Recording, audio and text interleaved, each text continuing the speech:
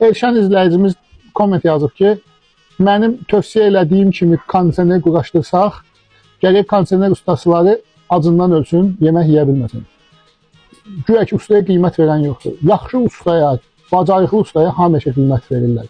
Əgər sənin işin, sənətin kondisioner ustalığı deyilsə, yay vaxtı, sezondur deyə mən gedim pul tutum kimi fikirləşirsənsə, əlbəttə ki, sən gələcəksən müştərinin evinə, sahata baxa-baxa tez bazar iş görəcəksən, keyfiyyətini salacaqsan aşağı.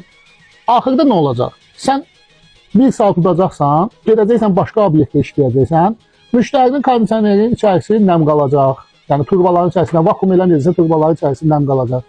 Freonu xarab olacaq və yaxud da ki, yaxşı iş görə bilməyəcəksən, sızmalar olacaq. Nə qədər adam zəng edir ki, gəliblər, qoşublar, bir həftə işləyəndən sonra xarab olur. Niyə görə? Qazı qutarıb. Hamısı nədəndir? Sizin kimi insanlar müştərinin malına öz malı kimi yanaşmır. Sən öz kondisioneri müştəriyə quraşdırdığın kimi quraşdırırsan, yox. Özünkünü elə qəşəng quraşdıracaqsan, ay buranı belə valsovka eləyim, qoy vakuum eləyim. Sən birinci müştəriyə özünkü kimi yanaşmalısan.